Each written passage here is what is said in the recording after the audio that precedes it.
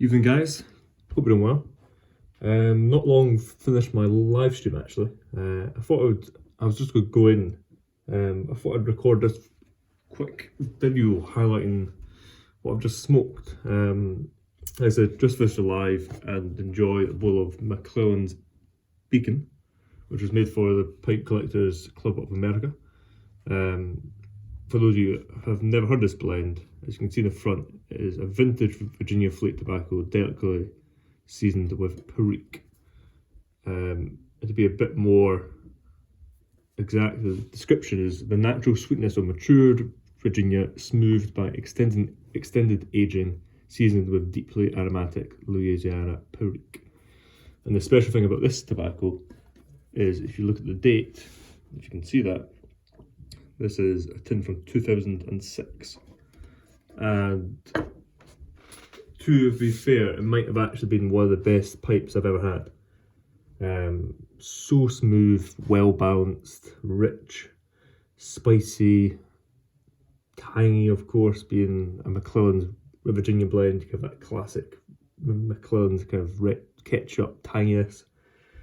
Just an overall exceptional tobacco, and of course with the age, so well balanced. I would have liked to have a slightly fresher tin, maybe from 2016 or 2017 of this tobacco, if that was available, to test it out, because it was to see the comparisons. But I've got a feeling they didn't make that. They only made this blend for a select few years. As you see, I've got it jarred up. There we go. Just poured half it on my hand, but so rich, kind of almost jet black now over the years of aging. Again, I couldn't comment on what this was like fresh out of the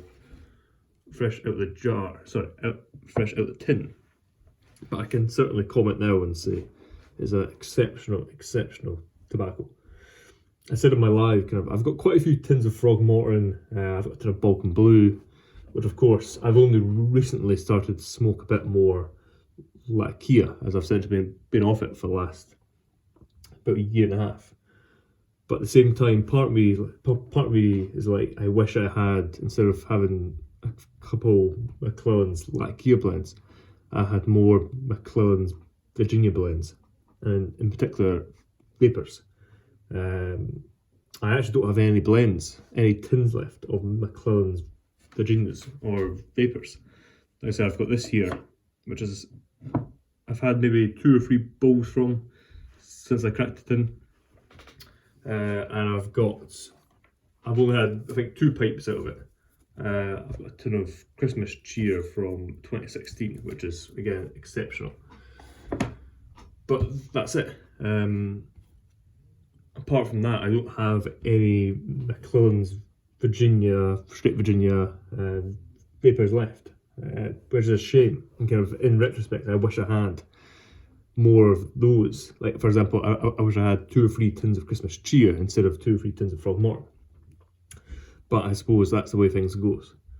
But yeah, a real shame you can't get this tobacco anymore, or any McClellands, for a decent price, because this tobacco is up there with one of the best I've ever had.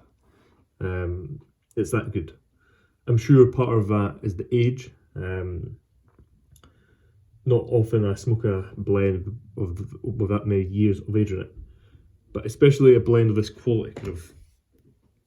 I always say, you can age, of course, any tobacco, but just because you age the tobacco doesn't mean it will improve. And what I mean by that is, it's the same analogy that you can use with cigars, in particular Cuban cigars, which, if you're aware, typically a lot of stores used to always age them for a few years before they sold them, when demand was slightly less and supply was better, because a true Cuban cigar always tastes better with a few years of age. But what has always been said is, it doesn't matter on the price of the cigar, any reputation it might have. If it's not a good cigar, it will not age well. Age might improve it marginally, but only good cigars, fresh, will really age exceptionally.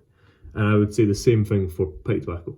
Kind of all tobacco will, sorry, not all tobacco, a lot of aromatics do not improve with age as they can lose their toppings and kind of get a bit lost. But in terms of Virginias, Virginia Burleys, Virginia Periques, I find that a good one, when it ages, becomes exceptional. But a bad one, when it ages, is still pretty bad.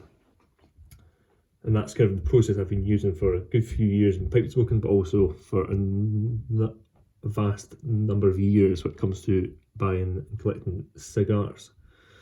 But yeah, I thought I'd just hop on, share this amazing tobacco that I enjoyed. Again, like I said, wish I had a hell of a lot more, but I guess I'll have to make this small jar last.